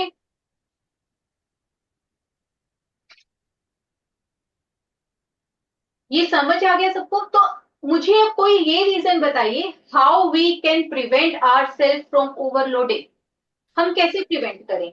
yes, कोई 10 थे? सागरदीप सिंह, आइए जरा बताइए मुझे कैसे आप ओवरलोडिंग से प्रिवेंशन कर सकते हो? Ma'am, we have to use less appliances on the same time. Yes, good, use ही ना करें, है ना? Yes. सेकेंड, कोई और reason? Anyone else with any other reason? बता सकते हो बेटा सागर, यू कैन ट्राई। अभी हमने सेकेंड पॉइंट लिखा सॉकेट वाला, हम सिंगल सॉकेट के साथ ज्यादा स्विचेस, ज्यादा जो वायरिंग है वो कनेक्ट ना करें, ठीक है? तो ओवरलोडिंग से प्रिवेंशन हो जाएगी। Go back to the seat बेटा, गुड। दो, जिन रीजन से ओवरलोडिंग हो रही है उन रीजंस को रोक दो, देन ओवरलोडिंग विल स्टॉप। देखो शॉर्ट सर्किटिंग हमारे हाथ में नहीं है, बट इतना हम कर सकते हैं शॉर्ट सर्किटिंग के लिए कि whenever their wires are too old, बहुत पुरानी होगी तो wiring should be changed, the whole wiring can be changed, ठीक है? तो वो कर सकते हैं, अदरवाइज शॉर्ट सर्किटिंग हमारे हाथ में नहीं है, but we can prevent overloading, कुछ लिमिट तक हम ओवरलोडिंग कंट्रोल कर सकते हैं। क्लियर है? समझ आया? तो बेटा यहां तक हमारा हो गया, हमने क्या क्या रह गया अब हमारा, कौन बताएगा? We are left with few topics, can anyone tell? तो हमने दो चीजें पढ़नी है, फायर का एंड एक फ्यूज का। तो पहले कौन सा करना है? चलो हम फ्यूज करते हैं बेटा पहले, ठीक है? लिखिए जरा,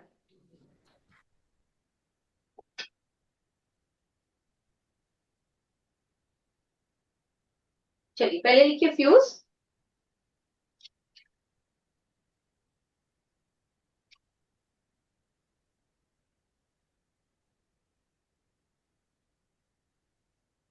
लिखिए, fuse is a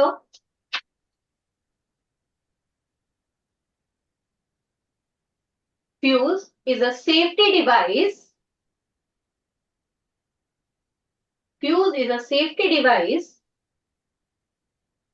which is an important component, which is an important component of all domestic circuits.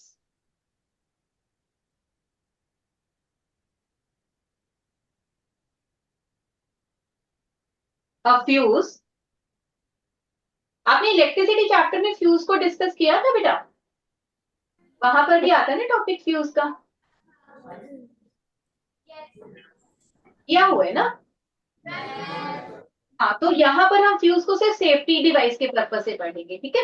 लिखिए जरा, अ fuse in a circuit prevent damage prevent damage to the appliances, prevent damage to the appliances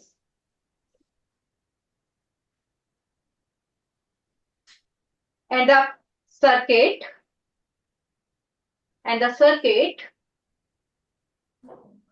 due to overloading, and the circuits due to overloading.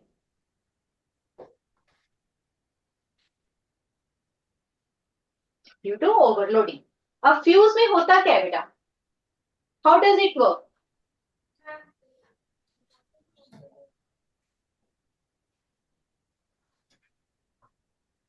Yes, fuse wire कैसे material की बनी होती है? जो fuse होता है ना, जब भी वायर हाई हाई एम्पियर का हो जाता है तो वो जहाँ फ्यूज लगा होता है वो खुद मेल्ट हो जाता है और बाकी सारे वायर सिस्टम को बचा लेता है। हाँ जी। देखो, हमारी जो इलेक्ट्रिक डिवाइसेस में करंट एंटर करता है ना बेटा, उसको पहले फ्यूज में से होकर आना पड़ता है। फ्यूज कैसी चीज होती है? फ्यूज ऐसे ग्लास ट्यूब होती है और उसके अंदर एक वायर लगी होती है, ऐसे वायर लगी होती है। किस चीज की होती है ये वायर? कॉपर वायर होती है। और इसकी प्रॉपर्टी क्या होती है कॉपर वायर की? कैसा होना चाहिए? हाई रेजिस्टेंस, मतलब थोड़ा सा हाई रेजिस्टेंस। जैसे कि अगर मैं सिल्वर यूज करूं तो उसका रेजिस्टेंस तो बहुत ज्यादा लो होता है और वो मैक्सिमम करंट अलाउ कर देगी पास करना। ये रेजिस्टेंस और करंट का कॉन्सेप्ट बेटा, it should be clear in mind कि whenever there is high resistance, current will pass less, current will be less, and when there is low resistance, current will be more. ठीक है, तो ये बहुत clear होना चाहिए। Copper wire का resistance is little bit higher than other metallic wires. Silver, aluminium, इनसे ज्यादा होता है, तो हम प्रेफर करते हैं copper wire due to its high resistance. ठीक है, इतना हाई नहीं है कि इसमें से करंट नहीं जा सकता, बट कंपैरिजन में हम बोल रहे हैं कि इट हैज हाई रेजिस्टेंस। ठीक है, अब होता क्या है कि मेरे पास सपोज करो यहां पर कोई भी लेट अस से आयरन है जो मेरे को चलानी है, ऑन करनी है मैंने।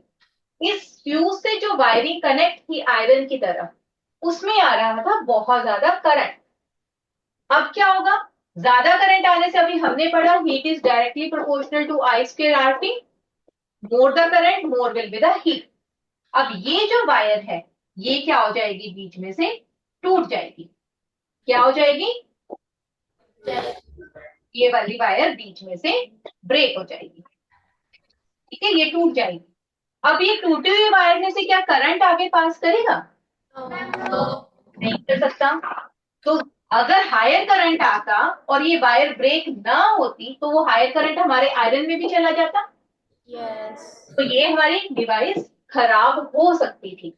बट ये फ्यूज ब्रेक हो गया। ये फ्यूज एक सस्ता सा होता है, 5-10 रुपीज का फ्यूज आता है बस एक।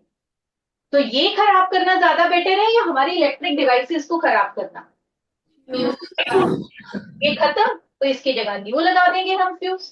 न्यू फ्यूज लग जाएगा। मेरे पास शायद एक पड़ा भी है छोटा सा, मैं दिखाती हूँ अगर निकला तो।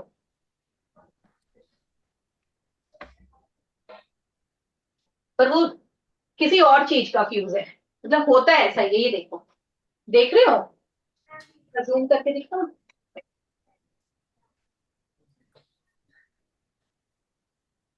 ये देखो, इसमें वायर भी है पर वो दिखेगी नहीं। ब्लर है। डर हो गया क्या?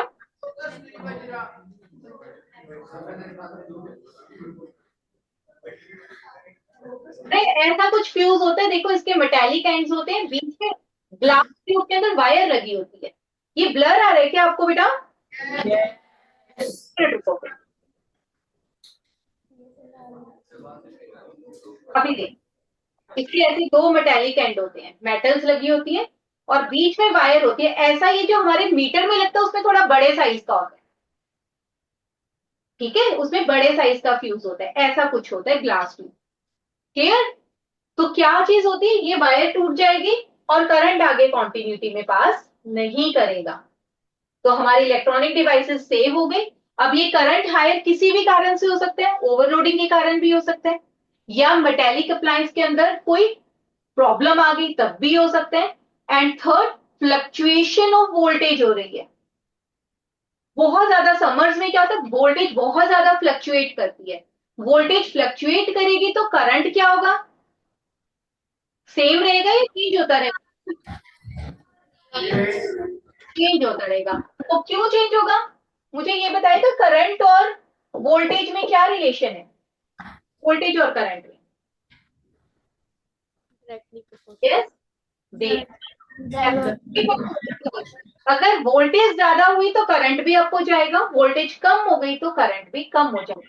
ड्यू टू दीज फ्लक्चुएशंस कई बार करंट बहुत ज्यादा आ जाता है, इस केस में भी जो फ्यूज वायर है दैट विल मेल्ट, हीट ज्यादा होगी, वायर मेल्ट हो जाएगी and the current will stop moving further. ठीक है, आजकल तो एमसीबीज लगने लग गए हैं, फ्यूज का भी थोड़ा कम हो गया। एमसीबीज क्या होते हैं, मिनिएचर सर्किट ब्रेकर्स, जैसे ही करंट ज्यादा आया वो डाउन हो जाएगा, यस, नीचे गिर जाएगा अपने आप ही। वो सेंसिटिव, करंट सेंसिटिव होता है, more the current, if there is more current वो ऑटोमेटिकली सिस्टम को डाउन कर देगा, फिर बाद में हमें उसको ऊपर करना पड़ता है, मैनुअली ऊपर करना पड़ता है, अपने आप नहीं जाएगा। ठीक है, तो आजकल तो एमसीबीज यूज हो जाते हैं। क्लियर है सबको? यस, ये है हमारा फ्यूज का कॉन्सेप्ट, इसमें ज्यादा कुछ लिखने की जरूरत नहीं थी। अर्थ वायर लिखिए बेटा जरा, the last topic.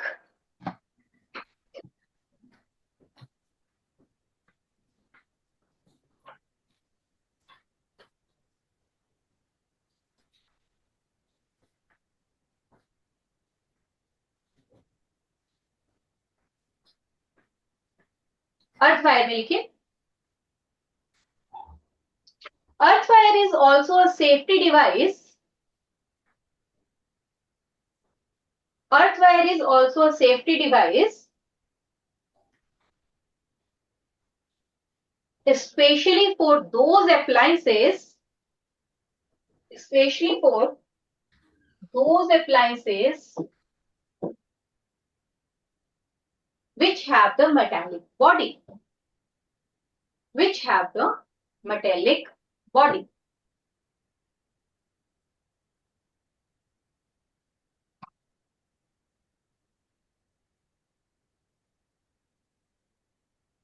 Metallic bodies के लिए क्यों?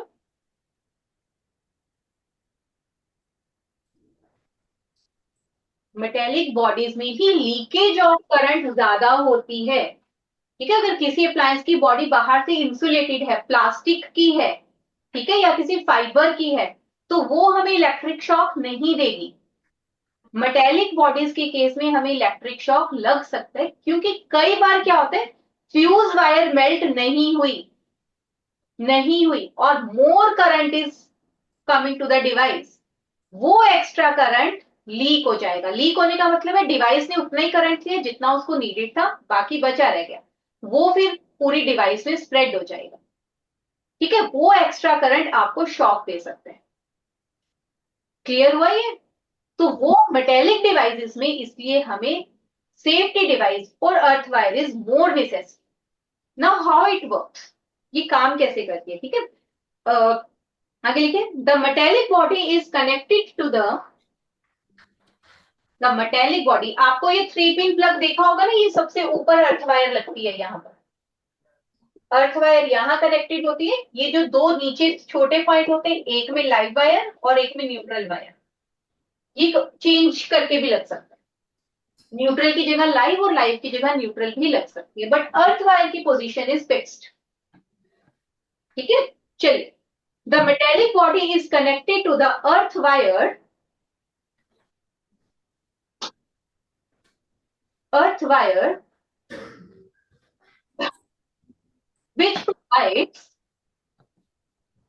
which provides a low resistance path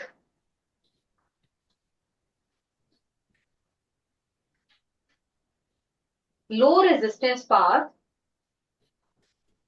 for the current to pass, for the current to flow कर लो, for the current to flow.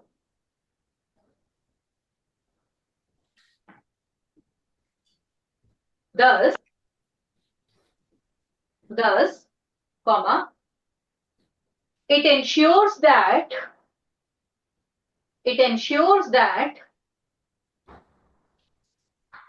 any leakage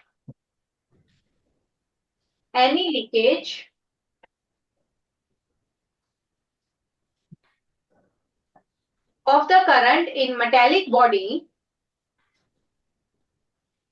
any leakage of the current in the metallic body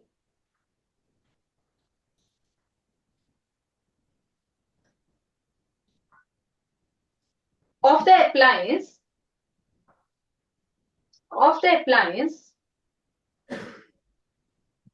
keeps its potential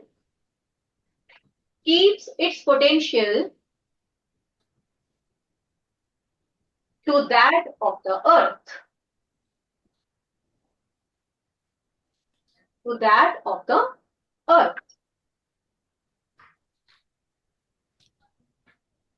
and the user may not get any severe shock.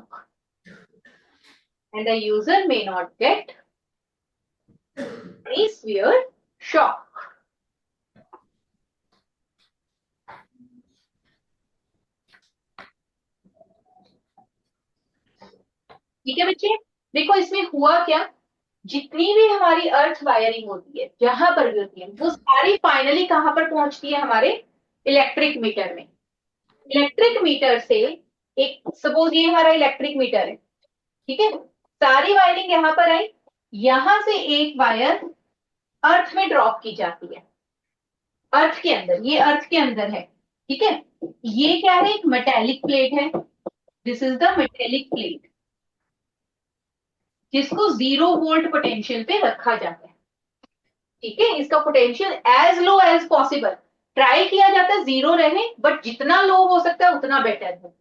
अब क्या किया जाएगा, देखो कोई current leak हो गया, current leakage के लिए अभी हमने इसमें एक लाइन लिखी, low resistance path, lesser is the resistance, more will be the current, वो लीकेज करंट इस लो रेजिस्टेंस पाथ से मेटेलिक प्लेट में आ जाएगा। ये पाथ पूरा क्या है, low resistance path, low resistance path,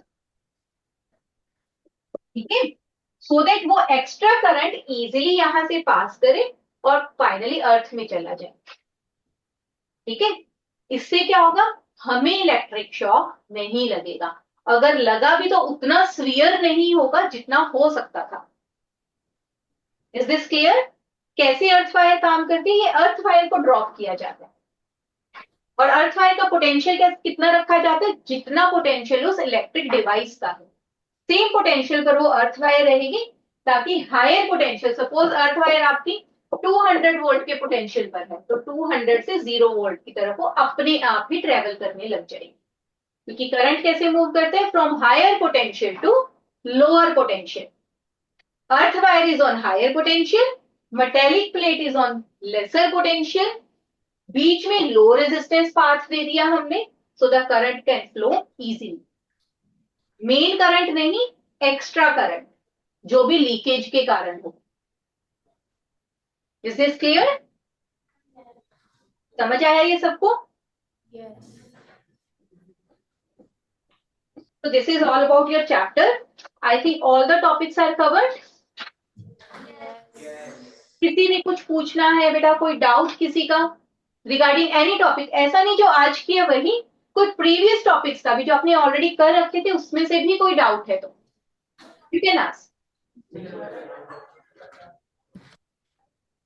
आज हमने इलेक्ट्रोमैग्नेट किया, force on a current carrying wire किया, again I am repeating that topic is very very important, force on the current carrying wire placed in a magnetic field, छोटे छोटे questions है, but be very careful while writing the answers, ठीक है। Then what we did, क्या किया फिर, AC DC एक बार देख लेते हैं, सारा कॉल रिवाइज हो जाएगा, टॉपिक देख लेते हैं एक बार, ठीक है। आज के टॉपिक्स हमने करने थे, तो हमने सबसे पहले किया फोर्स, वो मिसिंग हो गया शायद बीच में, वो चला गया बेटा, टॉपिक निकल गया। फोर्स और करंट कैरिंग वायर किया था। फिर हमने पढ़ा इलेक्ट्रोमैग्नेट के बारे में बेटा, क्लॉक फेस रूल देखा हमने, साउथ पोल कैसे पता चलता है, नॉर्थ पोल कैसे पता चलता है, दैट वी कवर्ड। उसके बाद हमने किया एसी और डीसी। ठीक है, एसी और डीसी ये कर लेना, ये पूरा क्वेश्चन अगर आता है तो कई बार ये पूरा क्वेश्चन केस स्टडी की फॉर्म में भी आ जाता है। तो number of questions can be asked, India में फ्रीक्वेंसी कितनी है, ठीक है, एसी की एडवांटेजेस क्या है, डीसी की डिसएडवांटेजेस क्या है, कुछ भी, एनीथिंग कैन बी आस्क्ड। ठीक है, चलिए after that we move to the topic short circuiting, overloading and safety devices. Wiring हमने देखी, दो डिफरेंट एम्पियर की करंट क्यों यूज होते हैं, 5 एम्पियर और 15 एम्पियर रेटिंग की डिवाइसेस कहां और क्यों यूज होती है। ठीक है, उसके बाद ओवरलोडिंग, ओवरलोडिंग का रीजन क्या था, कौन बताएगा, यस, शॉर्ट सर्किटिंग कौन बताएगा पहले मुझे, समीक्षा from 10th। Yes ma'am. Thank you. और शॉर्ट सर्किटिंग क्या होती है बेटा, what do you mean bye short circuiting and how it occurs. Ma'am, short circuiting when two or more than two appliances are connected with one. दोबारा think once, क्या बोल रहे हो, एक बार सोचो जरा इस चीज को।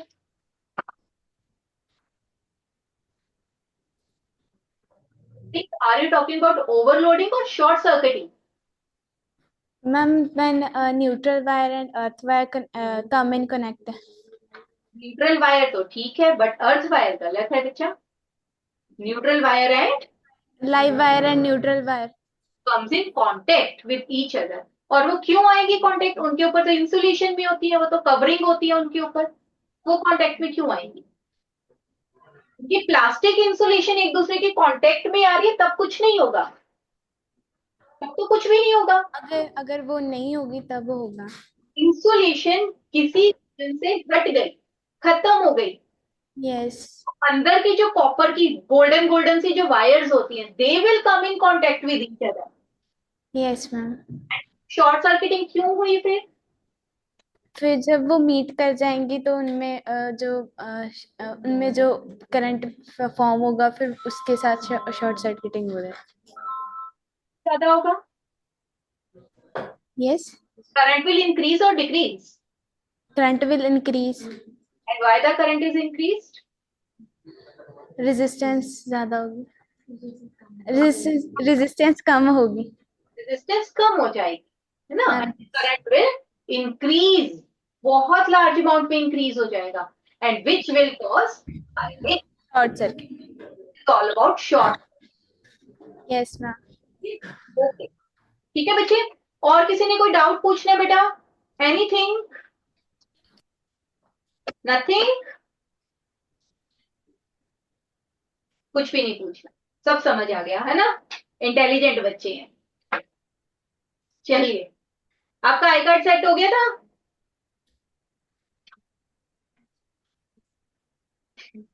है ना, देख लो, थोड़ा बहुत और सेटिंग करनी है तो